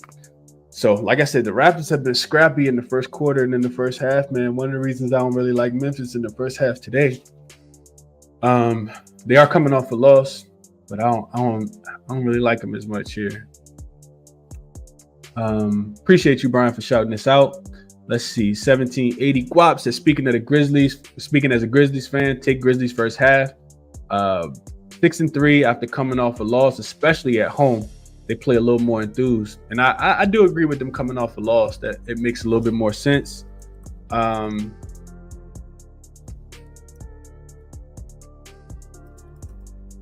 Off a loss, as a home favorite off a loss, the Grizzlies are 5-1 straight up, 5-1 against the spread, winning by an average of 14 points. The only loss that they have actually came against the Nets earlier this season. They beat the Magic in this spot by 13. They beat the Lakers by 17 in this spot. They beat the Nuggets by 15 in this spot. They beat the Kings by 5 in this spot. And they beat the Warriors by 51 in this spot. So off a loss as a home favorite, Grizzlies are typically a nice angle for sure. Winning the first quarter by 6 points, 6.5 points. Winning the second quarter by 5.4 points. So they have a plus 11 margin in the first half. So if you like that angle by 1780 Guap, that makes a ton of sense here. Just looking at the quick cap. First half as well. LJ says Memphis 13-4 against the spread. First half at home, 12-3 against the spread. First half versus the East. Raptors do not cover versus the West. So this game could be tricky. He says they do cover against the West. Yeah, I mean, they covering against everybody, LJ. 8-5-1 against the number in the first half was enough to keep me off the first half. Let's see. Under 238.5 is what Mark says. He likes the under here. RJ Barrett over his 5.5 assists, over his rebounds and assists. Merrill, so he's playing both. He don't care. Love the -12 with the lean on Memphis team total over 125. Drop a dime says give him the under. He likes it. Both teams good against the spread off a loss as well. Yeah. Guap says Ja Morant over his 1.5 threes been cashing. He's added that top of the key shot to his arsenal. I have seen that. He says crazy part is teams don't contest. They don't. If you watch Ja Morant shoot the basketball, it's literally like he out there fouling his taxes. He shoots the ball so slow. His gather is so slow. And he finally gets it up there. And it goes in. He has a crazy follow through. I did not take OKC cash out, but I do lean that way. Potentially may make my card. We'll see how the day shakes out. Really don't want to fade the Pacers, but I do think OKC is the right side in that game. Just if you go back to the top, you'll find out why. Let's see. Marquis says he likes Grady Dick over his 3.5 rebounds, over in 9 of his last 10 games in general. Okay. Merrill says RJ points, rebounds, and assists been cashing over 33.5, 8 of his last 10 games. Okay. Appreciate you for tapping in, Big Smoothie. And G421 says he's going to take the Raptors plus 11.5 in this spot. Okay. Next game up, we got Pistons and Kings. This line was at 5. Money pushed it down to 4.5. Since then, that number is now down. Is it up or down? Let's see where it is now. Actually moved back up. Okay, so up to 6 now. So this line is not accurate. Total is about accurate. 227.5. It looks like it's the consensus on most books. So this line actually came out at 5. Money came in on on Detroit to cover this number, and now it's pushed to 6. So people are thinking that the Kings are going to clean up the Detroit Pistons in this spot now. I have no idea. Detroit has won back-to-back. Hold on. First, let's start with the injury report. Jalen Duren is listed as a game-time decision, but expected to play. He's listed as probable. Hollins is also game-time decision, and Isaiah Stewart is game-time decision. That's a lot of size for Detroit in this game. Sabonis is also listed as game-time decision. He's listed as questionable due to an illness, which I didn't even see this last night. But he's listed as questionable with an illness. And that's it for the Sacramento side. So Detroit has won back-to-back games. They beat the Phoenix Suns outright just a couple days ago. They also beat my Lakers outright as a 6-point dog as well. This one more road game for them after this. They actually finish in Denver. They finish up their 4-game road trip in Denver. Detroit's been scoring the basketball recently. 8-2 to the over in their last 10 games. Sacramento, not so much. 4 straight losses for them, 5 straight non-covers. It does feel like they've hit rock bottom. They are just bad in pretty much everything. They're not the defense, I guess I will say, has not been like the worst, but offensively they just can't score the basketball. I want to put some numbers to that real quick. No, Sacramento's defense hasn't been the greatest thing, since sliced bread, but this does feel like a game that. Hold on for a second. Let's see. All right. So looking at Sacramento offensively, last 5 games, they are 24th in offensive and points scored per 100 possessions, averaging 106 points per 100 possessions. 3rd worst in effective field goal percentage, shooting 48.5%. Remember, effective field goal percentage is a combination of 3s and 2s together. They are doing a really good job of protecting the basketball. Number 1 in turnover rate, and actually not getting a ton of offensive rebounds. Bottom 10 there. Just can't shoot. And I keep saying this about the Kings. They can't shoot the ball. They're actually one of the worst 3-point shooting teams, not just on the full season, where they're 25th and 24th in frequency and 3-point accuracy, but on the last 5 games, they're 29th in 3-point frequency. So they're not even shooting a ton of threes. They're actually shooting the 2nd fewest threes. And it's probably because they just keep clanking them. 27th in 3-point accuracy, shooting just 31% from the 3-point line. Which, I mean, if you ever felt the defense that you want to shoot the 3 against and you want to get hot against, it's the Detroit Pistons. Their 3-point defenses. Actually, they've moved into they passed the Atlanta Hawks. They're the worst 3-point shooting defense on the full season. Allowing teams to shoot 39% from the 3-point line. Last 5 games, even worse. 42.9%. So 43% over the last 5 games is what the Detroit Pistons are giving up from the 3-point line. Keegan Murray, if you like him, should be a super buy low spot. He should be the guy shooting the 3s. Malik Monk, he should be the guy shooting the 3s. Like those would be angles that I would be looking into if I wanted to play this game. Sacramento also not playing super fast. They're 18th in frequency, 20th in points scored per 100 possessions. Detroit actually pretty good against transition defense. They're 8th in transition defense over the last 5 games. Sacramento has been attacking the rim a lot and just trying to get into the paint, shoot mid-range shots with DeRozan and Monk and Sabonis and Fox. And they have not even been doing that well, but that's where they are shooting the ball from. Paint frequency, they're 3rd in shots taken. And then long mid-range, they're 3rd as well. So that mid-range shot, like free throw line extended, is where they're shooting a lot of their shots from. But even then, they're actually bottom 10 in every shot zone on the floor last 5 games in their accuracy. The only shot zone that they're actually top 10 in is right at the rim. They're shooting 69%, which is 10th, but they're not shooting a lot of shots at the rim. 27th in rim frequency. So 4 fewer shots at the rim, even though that's where they're making a lot of their shots from. This also feels like you're kind of catching the falling knife. I will say this. I talked about Detroit covering back-to-back games. I will say this. I kind of feel like super buy low spot for Sacramento, even though they are laying 6 points. But I kind of feel like Detroit could be a little fat and happy after beating the Lakers. After you beat the Lakers, you typically go out. You have a little fun. You're in LA. You got to stay in LA because you didn't have to, play this game, back-to-back wise. Like you had a couple days to rest as well. I could see Sacramento first half being the top spot on the card in this game. Nobody will want it. I don't even want it. Sacramento first half, it feels like makes the most sense, man. Eventually they're gonna get it going, right? Like that's what the Timberwolves did yesterday. You can get Sacramento -3 right now in the first half on a lot of books right now. It looks like DraftKings got the best number. I feel like they should be able to get it done. Detroit would not surprise me if, I know Sacramento's still at home. You got that whole thing, but it feels like Sacramento first half could potentially be the right side here. Just a lot of sense of urgency and desperation. Detroit likes to push the pace. Sacramento does a really good job of, limiting that.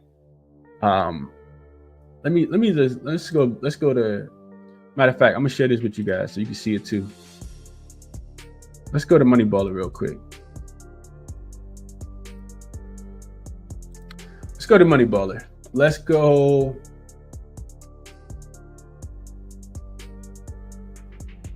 Let's go Pistons and Kings.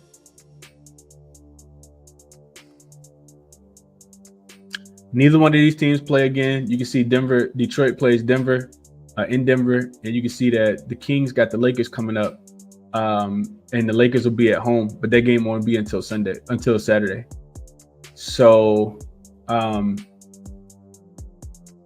against the spread as a home favorite, Jesus Christ, 4-9-1 are the Kings as a home favorite in the first half. That does not make me want to bet the Kings early.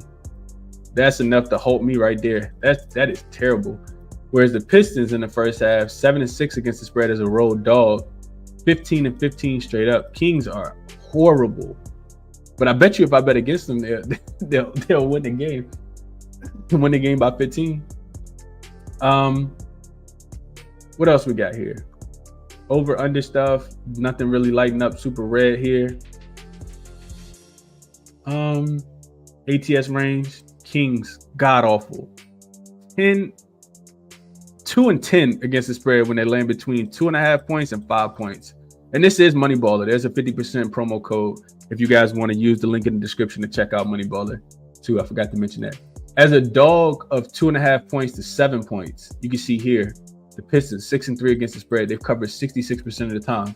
So why is the line moving the opposite way here? Somebody betting the Kings. Somebody betting the Kings to push this up to 6. If I go here and I just look at last 10 games, you hit this little drop down menu right here. You hit the last 10 games, it'll populate. So I don't have to look at the full season. I can just look at last 10 games specifically.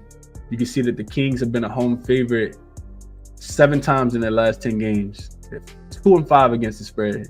Detroit 4-2 against the spread in the first half as a home dog, 5-1 against the spread as a home dog in their last 10 games, but last 6 games as a road dog. Pistons, I talked about this, 8-2 to the over. Kings 5-5. Kings 0-5 against the spread, laying 2.5 points to 7 points. Pistons 3-1 against the spread when getting between 2.5 points to 7 points. Looks like a Piston spot. Looks like a Piston spot. All right, let's see what you guys think about it. Probably not gonna bet it if I'm being honest. 2 teams I just can't get a good read for. As much as I want to get there with the Kings. Let's see.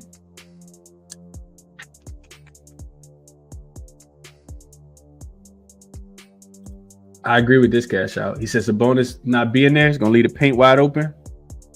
LJ says Detroit 12-5 against the spread first quarter on the road. He says 6-4 against the spread last 10. Take Detroit early in this spot. I think it could be a super motivational spot on the opposite side though, LJ. I really, really do. Brian says I'm gonna ride with Detroit plus the points again. GLB Bet says Detroit as well. Detroit straight up wins. Kings 0-5 ATS last 5. We just talked about that. Beasley been cashing his points and his assists. Pull that number up, Chris. Merrill says Beasley has been cashing. I've been watching Beasley. Let's go look at that real quick, and then we'll get back into it. I'll pull that up real quick. Look at Malik Beasley. Going back to Outlier.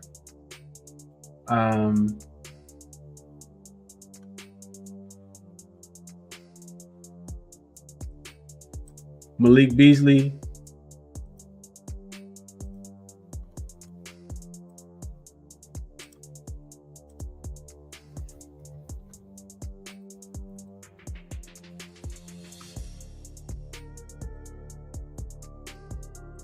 What did Merrill say? Merrill said his points, right? Yeah, he said he's been cashing his points and assists. Oh yeah, look at that. You can see it right off the rip. Points plus the 16.5 right here. Last 5 games, 80%. So that's 4 of the last 5. Last 10 games, 80%. That's 8 of the last 10. Last 20, 85%. That's what? 17? That's 17 of the last 20 times? Let's see if my math is mathing. Yep, 17 of his last 20. Look at that. Malik Beasley. Shooting guards. 23rd in points allowed. So the points might be better than the assists. 23rd is what the Kings are allowing to the shooting guard position. And you can see the green right here. Good find by Merrill. Really good find, up and over his 16.5 points plus assists. If you just look at the points, it's the same thing. Same thing. You can see that this line opened on Christmas yesterday at 318. It was at 14.5. It got bet up to 15.5. Got bet back down to 14.5, and now back up to 15.5. So Malik Beasley up and over his 15.5 points is plus money too at plus 102 right here. Head-to-head matchups, he had a 23 and a 11 when he was playing on the Bucks last season against this team. But yeah, it's not something I want to go against. Not wanting to stand in front of this at all right now. Last 10 games, averaging 27 minutes, 27.5 minutes, shooting 47% from the field on it looks like about 14 attempts. 3-point, 48%. I had no idea. No idea. We got to go look at his 3-point prop. Oh, wow. Oh, wow. Oh, wow. 3.5? 3.5, and he done hit at least 4 threes in 16 of his last 20 games. 5 against my Lakers. 5 against the Phoenix Suns. 7 against the Utah Jazz. 7 against the Detroit Pistons. Who knew? Malik Beasley has exceeded 3.5 threes in 10 of his last 12 games on the road, averaging 4.7 makes per game. We didn't even isolate this to road games. 60% on the season, 18 of 30. Road games specifically.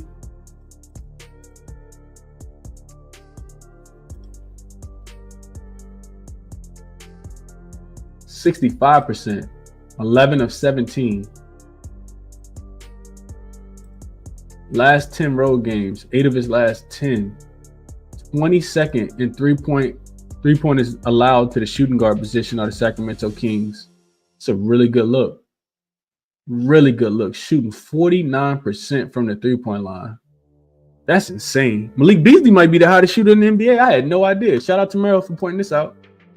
Shout out to Merrill for pointing that out. It's a hell of a find by Merrill. All right.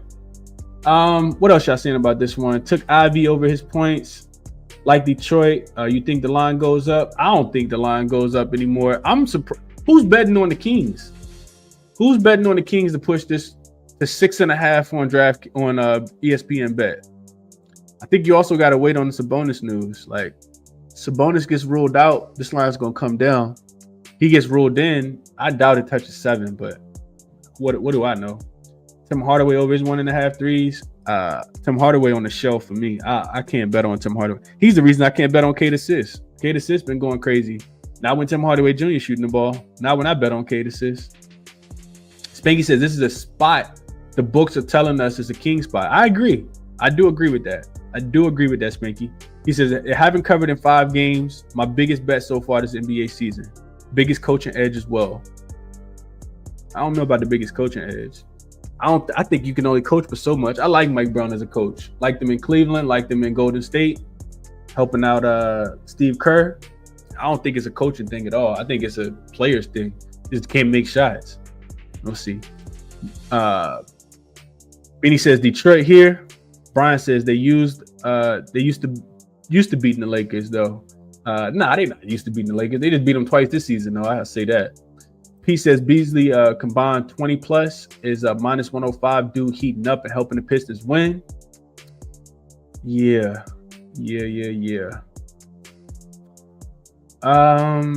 Let's see. Joe says just search what Chris mentioned about the Lakers. Teams since last year are 4-13 against the spread in regular season games after beating the Lakers in LA. And that's because they be going crazy, man. I'm trying to tell you. You beat the Lakers in LA, especially if you did it as a dog. I'm about to go look at that real quick. If you beat the Lakers as a dog. So, previous opponent team equals Lakers. And previous away win and previous dog. And season greater than equal 2023. 4-7-1 against the spread are those teams. If you beat the Lakers as a dog. Previous one in LA. Yeah, this probably goes back way before that too.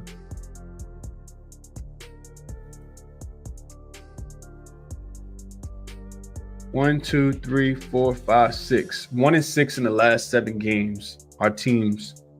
I kind of feel like they probably they got a young team, man. They probably went out, celebrated. That's why I like Sacramento early a little bit better. I might get there with Sacramento early. I know all the trends go against it.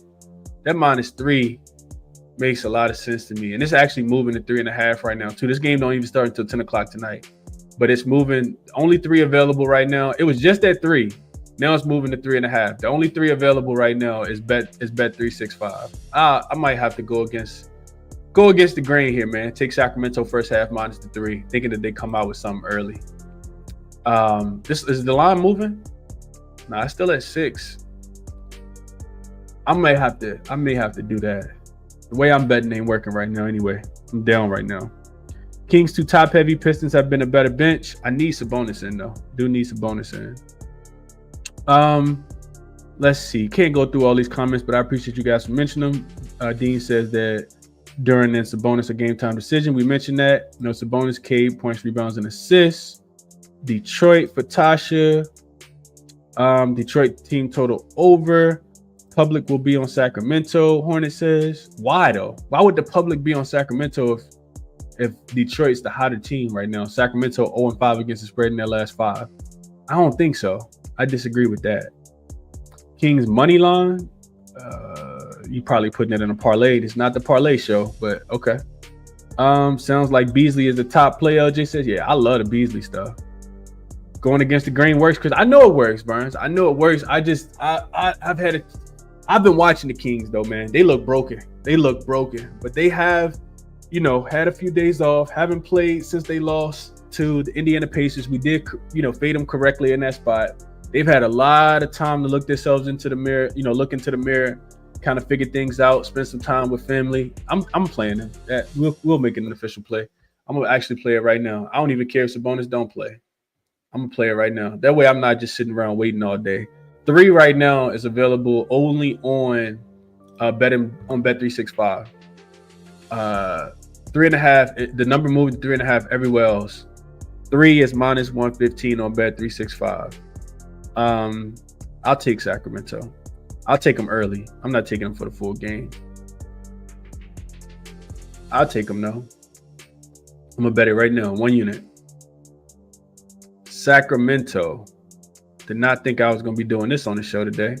I could be wrong, but it's a go against the grain play, like you said though, Burns. It's a go against the grain play for sure. Let's see.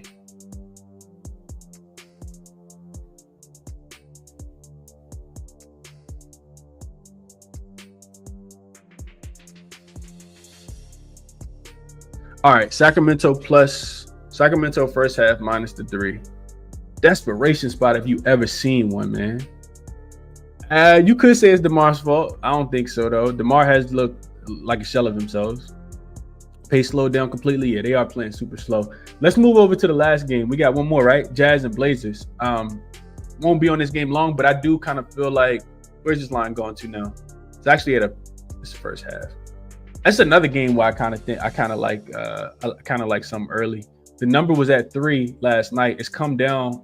The Jazz are actually getting 1.5 points. They have been playing a lot better recently as well. The Jazz, specifically on the offensive end, they've been playing. They still can't stop anybody, but offensively they play really, really well. We got a 7-21 Jazz team and a 9-20 Blazers team. And usually I would probably skip this game, but when I was going through it last night, the reason why I do want to talk about it is because the Jazz have actually own the Portland Trail Blazers. The Blazers, if they, not a trustworthy team at all. This team has gotten smoked recently, but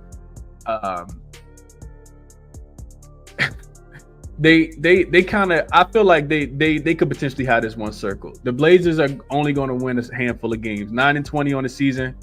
You just got smoked by the Utah Jazz twice already this season, though. You got John Collins listed as questionable, Keontae George listed as questionable. I think both of those guys missed the game against Cleveland the other day. And for the Utah Jazz, this is not a great spot. It's the last game of a 5-game road trip. They have covered 3 of their last 4 games of the road trip so far. They're 7-3. Like I said, offense is actually starting to click. 7-3 to the over in their last 10 games. Utah has beaten Portland back-to-back games so far this season. Both times they beat them as a dog. Both games were in Portland as well. And the last one, this is why I'm even talking about the game. The last time that these two teams played, the Portland Trail Blazers lost by 42 points. 42 points. You can't lose by 42 points to the Utah Jazz. That's why it kind of feels like this one is going to be ugly. But this is another one where it's got to be Portland or nothing here, man. Are you a competitor? Do you have pride? Because you can't lose to the Jazz by 42 points. They beat them 141-99, and the Jazz were getting 4 points in that game. It was over with before the game even started. 33-17 at the end of the first quarter. The Jazz got out to a 16-point lead. They won the second quarter by 7 points, so they were up by 23 at the end of the second quarter at halftime. And then they still trampled them in the third quarter as well, beat them by 9. So I don't even know what the biggest lead was, but biggest lead was 46 points. 46 points. They won the game by 42 points. Everybody did whatever it is that they wanted. John Collins had 20 points. Walker Kessler had 13 and 17 rebounds. Keontae George had 17. And I'm looking at it now. Lauri Markkanen didn't even play in that game. That is insane to me. The Portland Trail Blazers, like I said, they haven't been great recently. And this also feels like you're kind of catching the falling knife. Portland is actually, I put this in my notes too. They 2-8 straight up, 4-6 against the spread in their last 10 games. Back-to-back losses for them by 20 plus points. Both losses came by 20 points for them in this spot. So not a super trustworthy team. I just kind of feel like, especially with the number coming down, I kind of feel like Portland early in this spot, especially because you got the brakes beat off of you in the last game. Like I said, I know the Jazz have been playing a lot better. Can't quite get there here, though. Can't quite get there. They beat Brooklyn. The Jazz did. They beat Detroit. Kept it close and reasonable against Cleveland. Ended up covering that game. Ended up losing by 11, getting 14 points. Like I said, they have covered 3 straight games, but this is the last game of a 5-game road trip for them. That's typically a flat spot. Portland, back-to-back losses, lost by 20 plus to Dallas, lost by 20 to San Antonio before beating Denver. First game back home for them, and they got the Dallas Mavericks coming up on Saturday as well. So I kind of like Portland early in this spot. I think first quarter would probably be the best here after coming off a 42-point loss. Got to look towards that team.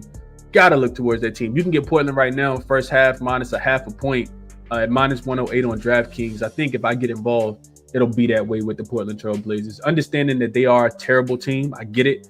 I'm not expecting anybody to like Portland, but I just think after you lose by 42, like you got to come out with something. Especially if that team just owns you in your home arena twice.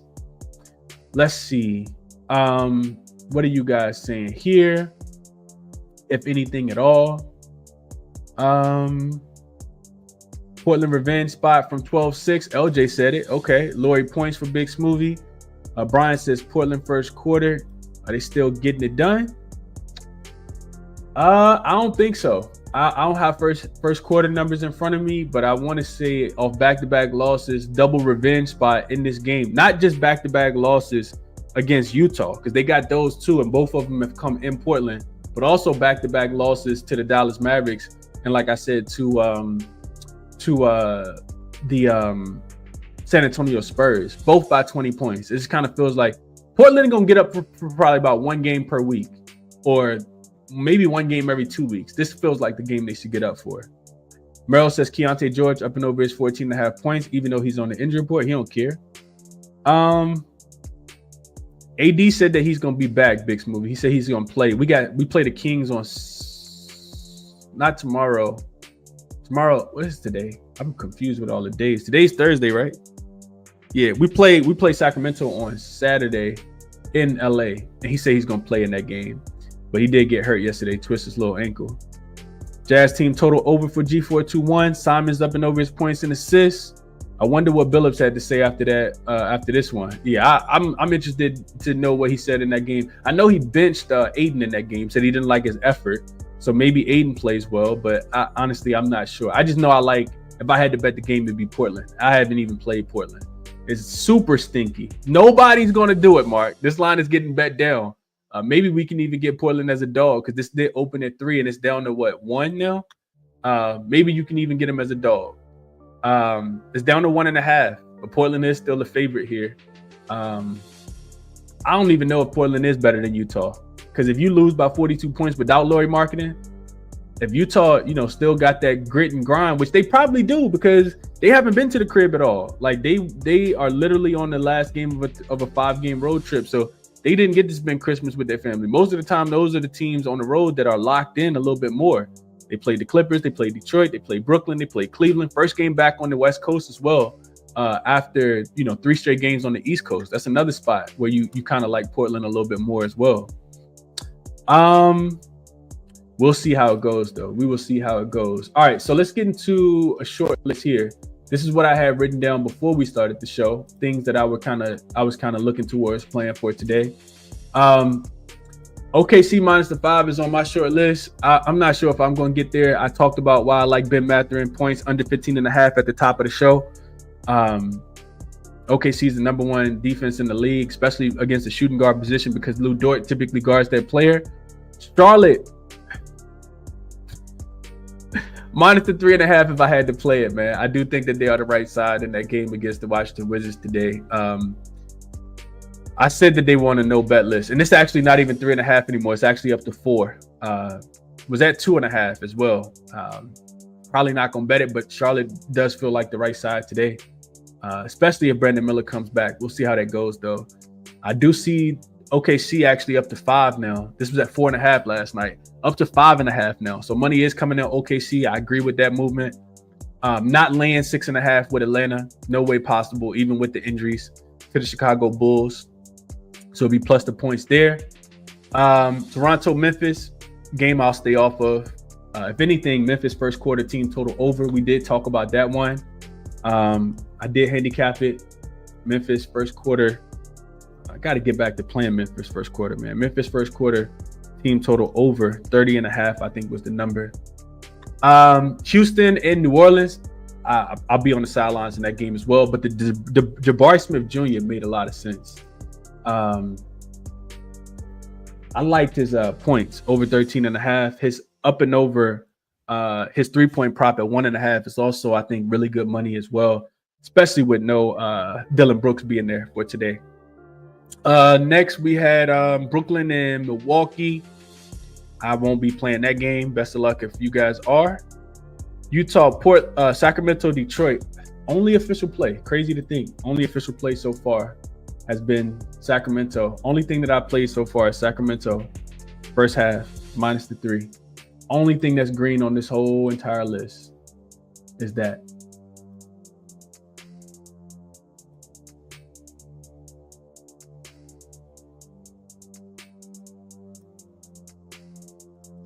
Last but not least, Portland.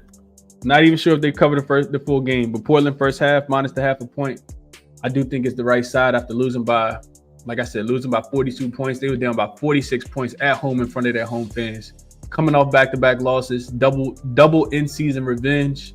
Only looking towards Portland today in the first half minus the 0.5 point. Not sure what I'm gonna play that's on this list outside of what I already played, which is Sacramento. But these are the ways that I'll be looking to play the games today. A couple of these lines has moved already. This OKC line has moved. The Charlotte line has moved. I didn't play either one of those. I talked about why I like Chicago, Atlanta under 243 as well. But this is the ways I think that you get paid today, man. Best of luck on whatever it is that you guys are playing today. As always, if you're interested in ways that, resources that I've used on the show to handicap the games, they're all listed here. jaXon, Outlier, MoneyBaller, OddsJam, referral codes to get, save yourself a little bit of money on each one of these if you're interested as well. Use the link in the description to the video. I always tell you guys to reach out via email as well at ChrisBeCappinn 2 P's 2 N's at gmail.com if you got questions about any of these resources, or just DM me on Twitter or X, and I can get back to you guys there as well. Best of luck on whatever it is that you are playing, man. And we got more NBA tomorrow, so I'll be back tomorrow. Hope you guys cash. Enjoy your Thursday. I'm out.